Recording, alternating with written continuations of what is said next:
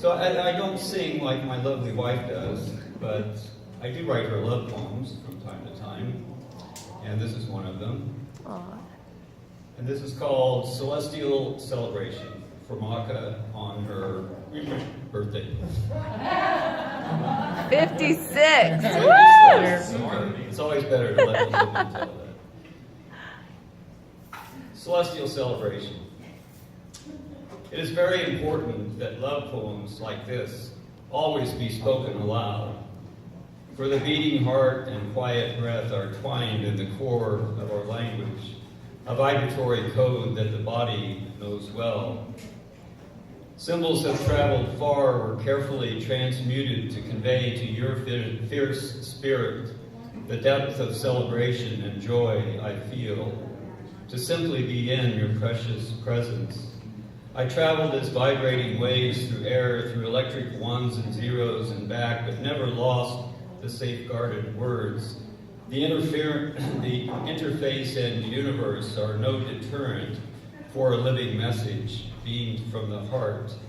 As you can hear, this is entirely sincere in its intent and content. Oh yes, it is unfailingly devoted to your graceful ways, your kind manner of reassuring all that love prevails in every trial, that in each and every moment all is well. All is well and all are loved. The world is kept vitally alive by your glorious smile, shining eyes, and sacred kiss. All that you are is miraculous. All that you touch is blessed. You are vibrantly here in all that is, which is why words like this must always be spoken aloud. A resounding strike of an eternal gong is reverberating through space to infinity, that you may always feel the transmission of one heart's true passion for another. Cascades of waves collapse to convey the devotion that faithfully beats within my chest and now proclaims joyfully that every syllable you hear is driven by unbounded appreciation for the gift of your beautiful being. All the blazing orbits you completed and all of the stars you traveled among are glimmering, pulsing in this very moment.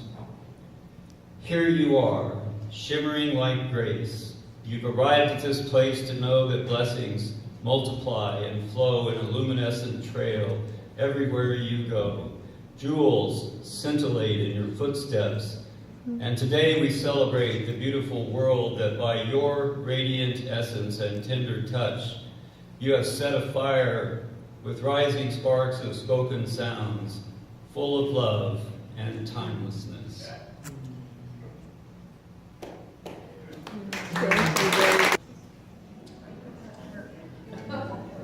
I forgive myself for holding my spirit by the throat with the iron fist of self-doubt and recrimination. I forgive myself for choosing the safety of a defined life constrained by beliefs of worthiness, for imagining that there must be a right way which can be discovered if I simply search for it with enough sincerity and desperation, as though emergency exit lights will suddenly illuminate the way off of this insane flight from myself. I forgive myself for repeating the steps of Ho'oponopono 1,000 times. I apologize. Please forgive me. Thank you. I love you. While always concealing in one hand or the other a precious piece of guilt or shame, tiny shards of a shattered mirror that still hold for me an irresistible gleaming allure. I forgive myself for building boundaries into walls so that anger and resentment would always be securely held as my treasured personal affliction, so that my isolation would ensure the perpetuation of my loneliness, so that when connection is what I most need, no one can possibly reach me.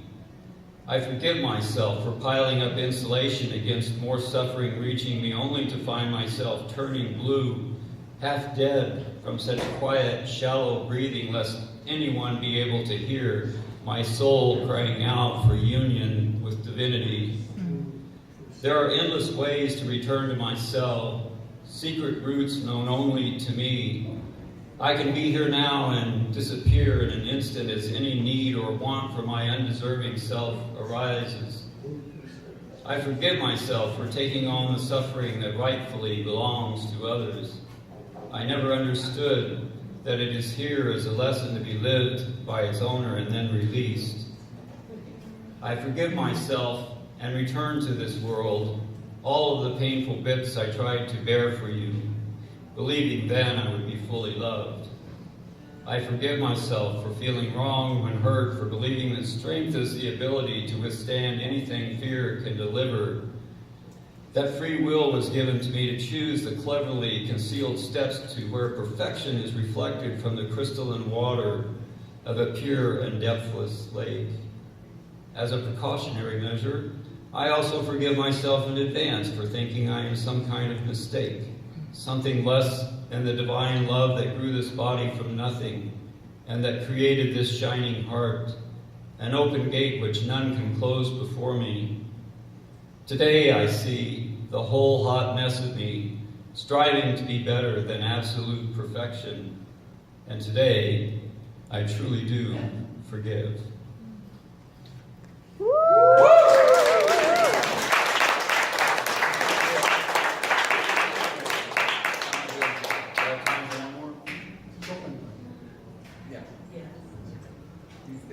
Okay, here we go. Refuge. Those who do not live in love can only act from fear. When it grows strong enough, hate and violence burst forth from the torturous pain of separation. A deranged 22-year-old stalks trails in KC, executing white men in my age range. 5 shot in the back of the head. They never saw it coming, he quietly stated in confession. Like unexpected grace, he brought them sudden peace. In Charlottesville, the fear draws armed white supremacists together. Weapon caches are strategically placed throughout the city in case more hate should need to be inflicted. Like Easter Islanders gone single-mindedly mad, driven over the edge of sustainability, they march with tiki torches to lend a tropical festive air to the dangerous, smoke-laden air. Near Philadelphia, 18-year-old Bianca Nicole Roberson finishes shopping for her first semester at college. She parts from her mother and grandmother at the mall, looking forward to the fall, and fails to allow an angry white young man into her lane fast enough. Shot in the head through the window, she careens away, already dead when she crashes into a roadside tree, her beautiful young life forever gone from the lane he claims. He speeds off in a red pickup truck, desperate to be somewhere sane. In Houston, our callous disregard for the planet's health is made clear. Thousands are washed from their sodden homes by the most severe rainfall in United States weather history. 3 straight days of broken records, 30 are left dead, yet it is love that pulls survivors from the wreckage. Thousands of them spared, and even now when things appear to be at their utmost worst, we are given another chance to reflect and begin anew. Caught on the swell of myriad and complex tragedies, I could easily be brought to a standstill, but I serve no one by being depressed. Tugged by the tide of perilous change, I affirm that I am love, that I have no desire to follow this malicious energy roaming the land. I am peace, and I will continue to increase. Though I suffer the anguish of my brothers and sisters, I am hope that swims always toward light. In the midst of seething chaos, I am still. I am pulsing eternal life. I am the joy of existence. I am a safe harbor and refuge. In one power only, one source, I am.